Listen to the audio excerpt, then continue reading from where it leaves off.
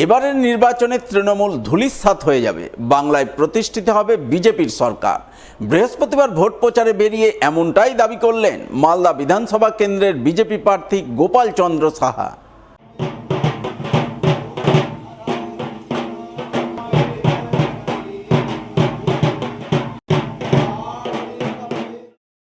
এদিন তিনি পুরাতন মালদা ব্লকের মুচিয়া অঞ্চলের মহাদেবপুর এলাকায় ভোট প্রচার করেন।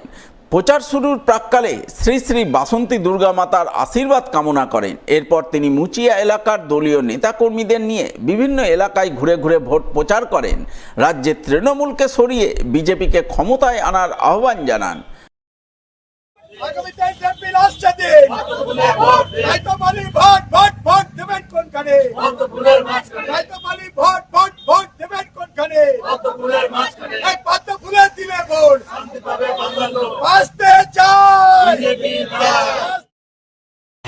যার নেত্রী মমতা ব্যানার্জি সেই জন্য পরাজিত হয়ে বিজেপির সরকার যাতে বাংলায় প্রতিষ্ঠা হয় সেই জন্য মা দেবী দুর্গা বাসন্তী দেবীর কাছে আমাদের প্রার্থনা নিবেদন এবং মায়ের কাছে আমরা আশীর্বাদ প্রার্থনা করেছি এবং সাথে সাথে সেখানে পরবর্তীতে বিভিন্ন এই মুচিয়া মহাদেবপুর এলাকার বিভিন্ন পাড়ায় আমরা যারা গণদেবতা আছেন তাদের বাড়িতে যাচ্ছি আমরা আশীর্বাদের জন্য।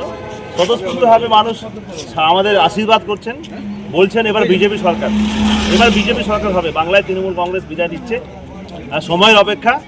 বাংলার মানুষ সিদ্ধান্ত নিয়েছে বিজেপি আসছে। বাংলার বিজেপির মোদিজির নেতৃত্বে সবকা সাথ সবকা বিকাশের যে কথা মোদিজি বলেছেন, আহ্বান করেছেন, আর তার ডাকে সাড়া দিয়ে আমাদের মুচিয়া এলাকার মানুষ বিজেপির সঙ্গে আছে। এর আগেও ছিল, আমাদের প্রধান এখানে আছেন, মুচিয়ার প্রধান আছেন পলি দাস, আমাদের মুচিয়ার কনভেনার প্রবাল দা আছেন, ব্লকের নেতা, আমাদের এলাকার নেতা আমাদের অসিত সরকার হারু, এক্স প্রধান মুচিয়ার। আমাদের খুব ভালো সাড়া। এই মাটি হচ্ছে মুচিয়ার মাটি, মালদা বিধানসভা মাটি হচ্ছে গেরুয়া মাটি। এই বিধানসভা হচ্ছে বিজেপি, মানুষ বিজেপির সঙ্গে আছে, বাঁচার জন্য বিজেপি, বাঁচতে চায় বিজেপি, তাই মোদিজি বলেছেন। আর মোদিজি সবার উদ্দেশ্যে আহ্বান করেছেন, পাল্টানো দরকার, জয় বিজেপি সরকার।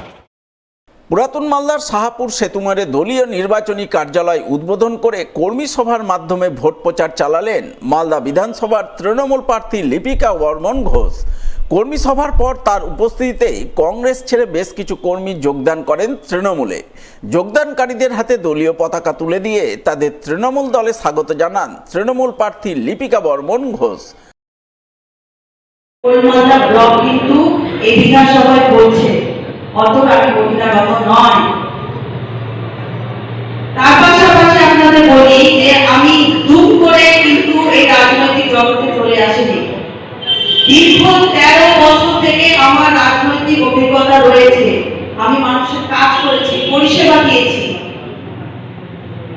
যারা এখানে এলাকা রয়েছে সবাই দেখেছে, ফেসবুক মারফতে সবাই সংবাদ মাধ্যমে দেখেছে কিভাবে আমি আমার খাদ্য কর্মরত থাকাকালীন, পঞ্চায়েত সভাপতি থাকাকালীন, সভাধিপতি 2 থেকে 2.5 বছর হয়েছে, কিভাবে আমাদের কাজ হয়েছে।